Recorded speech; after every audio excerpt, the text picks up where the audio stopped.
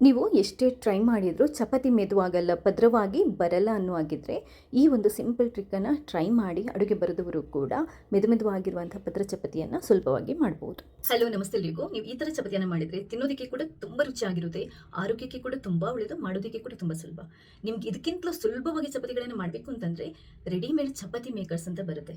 ಅದ್ರದ್ದು ಲಿಂಕ್ ಬೇಕು ಅಂತಂದರೆ ನೀವು ಈ ವಿಡಿಯೋದಲ್ಲಿ ಚೆಕ್ ಮಾಡ್ಬೋದು. ನೀವು ಫೇಸ್ಬುಕ್ಕಲ್ಲಿ ನನ್ನ ವಿಡಿಯೋನ ನೋಡೋದಿದ್ರೆ ಫಸ್ಟ್ ಕಮೆಂಟನ್ನು ಚೆಕ್ ಮಾಡಿ. ಥ್ಯಾಂಕ್ಸ್ ಎಲ್ರಿಗೂ. ಚಪಾತಿ ಮೆದುವಾಗಿ ಮಾಡಬೇಕು ಅಂತಂದರೆ ಮೊದಲನೇದಾಗಿ ನಮಗೆ ಫ್ರೆಶ್ ಆಗಿರುವಂಥ ಗೋಧಿ ಹಿಟ್ಟು ಮತ್ತು ತುಂಬಾ ನೈಸಾಗಿರುವಂಥ ಗೋಧಿ ಹಿಟ್ಟು ಬೇಕಾಗುತ್ತೆ. 1 ಬೌಲಷ್ಟು ಗೋಧಿ ಹಿಟ್ಟನ್ನು ಒಂದು ಪಾತ್ರೆಗೆ ಹಾಕ್ಕೊಳ್ಳಿ. 1 ಟೀ ಸ್ಪೂನಷ್ಟು ಉಪ್ಪು, ಹಾಗೆಯೇ 2 ಚಮಚದಷ್ಟು ಮೊಸರನ್ನು ಹಾಕ್ಕೊತಾ ಇದ್ದೇನೆ. ಮೊಸರು ಹಾಕೋದ್ರಿಂದ ಹಿಟ್ಟು ಮೆತ್ತಗೆ ಬರುತ್ತೆ.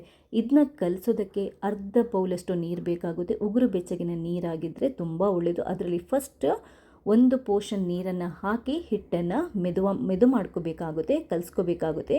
ಮಿಕ್ಕಿರೋ ನೀರನ್ನು ಅದಾದ ನಂತರ ಹಾಕ್ಕೊಂಡು ಈಗ ಕೈಯಿಂದ ಚೆನ್ನಾಗಿ ನಾದ್ಕೊಂಡು ಒಂದು 5 ನಿಮಿಷ ಆದರೂ ನಾವು ನೀಟಾಗಿ ನಾದ್ಕೋಬೇಕಾಗುತ್ತೆ ಹಿಟ್ಟು ಮೆತ್ತಗಾಗೋ ತನಕ. ಅದಾದ ನಂತರ 1 ಟೀ ಸ್ಪೂನಷ್ಟು ಅಡುಗೆ ಎಣ್ಣೆನ ಬಳಸ್ಕೋಬೇಕು. ಹಾಗೆ ಈ ಅಡುಗೆ ಎಣ್ಣೆನ ಬಳಸ್ಕೊಂಡು ಮತ್ತೆ ಒಂದು ಸ್ವಲ್ಪ ಹೊತ್ತು ಕೈಯಿಂದ ನೀಟಾಗಿ ನಾದ್ಕೊಂಡು ಹಿಟ್ಟನ್ನು ಈ ಥರ ಅಂಟಾಗಿ ಮೆದುವಾಗಿ ಬರೋ ಥರ ಕಲಸಿ ನಾವು ಒಂದು 10 ನಿಮಿಷ ಇದನ್ನ ಮುಚ್ಚಿಟ್ಬಿಟ್ಟು ಬಿಡಬೇಕು. ಹಿಟ್ಟು ಮೆದುವಾಗುತ್ತೆ, ಚಪಾತಿ ಸೂಪರಾಗಿ ಬರುತ್ತೆ. ಈಗ ಇದಕ್ಕೆ 1 ಬೌಲಷ್ಟು ಕಾಯಿ ತುರಿ ನಮಗೆ ಬೇಕಾಗುತ್ತೆ. ಕಾಯಿ ತುರಿಯನ್ನು ಒಂದು ಸ್ವಲ್ಪ ಹುರಿದ್ಕೋಬೇಕು. ಬಾಣಲೆಗೆ ಒಂಚೂರು ತುಪ್ಪನ ಹಾಕ್ಕೊಂಡು ಬಿಸಿ ಮಾಡಿಕೊಂಡು ಕಾಯಿ ತುರಿಯನ್ನು ಹಾಕ್ಕೊಳ್ಳಿ. ಚಿಟಿಕೆಯಷ್ಟು ಅರಶಿನನ್ನು ಸೇರಿಸ್ಕೊಳ್ಳಿ. ಆರೋಗ್ಯಕ್ಕೆ ತುಂಬ ಒಳ್ಳೆಯದು, ಕಲರ್ ಚೆನ್ನಾಗಿ ಬರುತ್ತೆ. ನೈಸಾಗಿ ಅಂದರೆ ಒಂದು ಸ್ವಲ್ಪ ಮೀಡಿಯಮ್ ಉರಿ ಇಟ್ಕೊಂಡು ಕ್ಲೀನಾಗಿ ನಾವು ರೋಸ್ಟ್ ಮಾಡ್ಕೋಬೇಕು, ಹುರಿದ್ಕೋಬೇಕು. ತಣ್ಣಗಾದ ನಂತರ ಅಂದರೆ ಬಿಡಿ ಬಿಡಿ ಆಗಬೇಕು.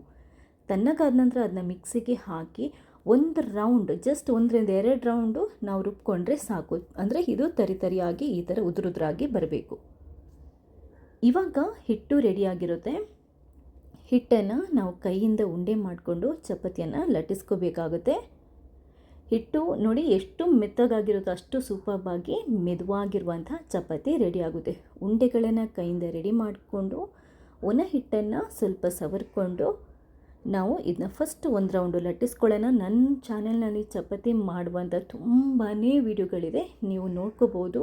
ಬೇರೆ ಬೇರೆ ಥರದ ಚಪಾತಿ ರೆಸಿಪಿಗಳು ಕೂಡ ಇದೆ. 1 ರೌಂಡ್ ಫಸ್ಟ್ ನಾವು ಲಟ್ಟಿಸ್ಕೊಂಡು ಈಗ ಇದಕ್ಕೆ ಮೇಲ್ಗಡೆಯಿಂದ ನಾವು ಕಾಯಿ ತುರಿಯನ್ನು ಉದುರಿಸ್ಕೋಬೇಕು. ಈ ಥರ ನೋಡಿ, ಹೀಗೆ ಕಾಯಿ ತುರಿಯನ್ನು ಉದುರಿಸ್ಕೊಂಡು ಒಂದ್ಸರಿ ಕೈಯಿಂದ ಸ್ಪ್ರೆಡ್ ಮಾಡ್ಕೊಳ್ಳಿ. ಒಂದು ಸ್ವಲ್ಪ ನಾವು ಅದಕ್ಕೆ ತುಪ್ಪನ ಹಾಕ್ಕೋಬೇಕು. ಫ್ಲೇವರ್ ಚೆನ್ನಾಗಿರುತ್ತೆ, ಆರೋಗ್ಯಕ್ಕೆ ಒಳ್ಳೆಯದು, ರುಚಿಯಾಗಿ ಬರುತ್ತೆ, ಪದ್ರವಾಗಿ ಬರುತ್ತೆ, ಚಪಾತಿ ಮೆತ್ತಗೆ ಬರುತ್ತೆ. ಅದಾದ ನಂತರ ರೌಂಡಾಗಿ ಕೈಯಿಂದ ಈ ಥರ ಫೋಲ್ಡ್ ಮಾಡಿಕೊಂಡು ಅದನ್ನ ಲಾಕ್ ಮಾಡಿಕೊಂಡು ಮತ್ತೆ ನಾವು ಒಣ ಹಿಟ್ಟನ್ನು ಹಾಕ್ಕೊಂಡು 1 ರೌಂಡ್ ಲಟ್ಟಿಸ್ಕೋಬೇಕಾಗುತ್ತೆ. ಇವಾಗ ಲಟ್ಟಿಸ್ಕೊಳ್ಳುವಾಗ ಜಾಸ್ತಿ ಪ್ರೆಷರ್ ಹಾಕಿ ನೀವು ಲಟ್ಟಿಸ್ಕೋಬೇಡಿ. ಮೇಲಿಂದ ಮೇಲೆ ಲಟ್ಟಿಸ್ಕೊಂಡು ಸಾಧಾರಣ ಹದಕ್ಕೆ ನಾವು ಅದನ್ನ ದೊಡ್ಡದಾಗಿ ಮಾಡ್ಕೋಬೇಕಾಗುತ್ತೆ. ತುಂಬ ತೆಳ್ಳಗೆ ತುಂಬ ದಪ್ಪ ಕೂಡ ಬೇಡ. ಲಟ್ಟಿಸ್ಕೊಂಡಾದ ನಂತರ ಕಾವಲಿನ ಚೆನ್ನಾಗಿ ಕಾಯಿಸ್ಕೊಂಡು ಸ್ವಲ್ಪ ತುಪ್ಪನ ಸವರಿ ಈ ಚಪಾತಿಯನ್ನು ಹಾಕ್ಕೊಂಡು ಮೇಲ್ಗಡೆಯಿಂದ ಬೇಕಾದ್ರೆ ಒಂಚೂರು ತುಪ್ಪನ ಸವರ್ಕೊಳ್ಳಿ.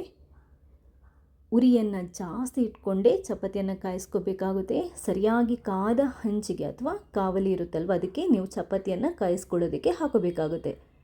ಅರ್ಧ ಕಾದ ಹಂಚಿಗೆ ನೀವು ಚಪಾತಿಯನ್ನು ಹಾಕ್ಕೊಂಡ್ರೆ ಚಪಾತಿ ಚೆನ್ನಾಗಿ ಉಬ್ಬಿ ಬರಲ್ಲ, ಚೆನ್ನಾಗಿ ಕಾಯಲ್ಲ, ಆಮೇಲೆ ನಮಗೆ ಮೆದುವಾಗಿನೂ ಬರಲ್ಲ.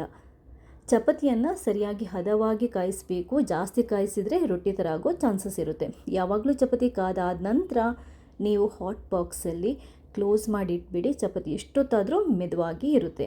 ನೋಡಿ, ಪದ್ರವಾಗಿರುವಂಥ ಮೆದುವಾಗಿರುವಂಥ ರುಚಿಯಾಗಿರುವಂಥ ಚಪಾತಿಯನ್ನು ಎಷ್ಟು ಸುಲಭವಾಗಿ ಮಾಡ್ಕೊಂಡ್ವಿ ಅಂತ. ಇದನ್ನ ಹಾಗೆ ಕೂಡ ತಿನ್ನೋದಕ್ಕೆ ತುಂಬ ರುಚಿಯಾಗಿರುತ್ತೆ. ವಿಡಿಯೋ ಇಷ್ಟ ಆದರೆ ಲೈಕ್ ಮಾಡಿ. ನೀವು ಮಾತ್ರ ನೋಡೋದಲ್ಲ, ಬೇರೆಯವ್ರಿಗೆ ಶೇರ್ ಮಾಡೋದನ್ನು ಮರಿಬೇಡಿ. ಥ್ಯಾಂಕ್ಸ್ ಎಲ್ರಿಗೂ.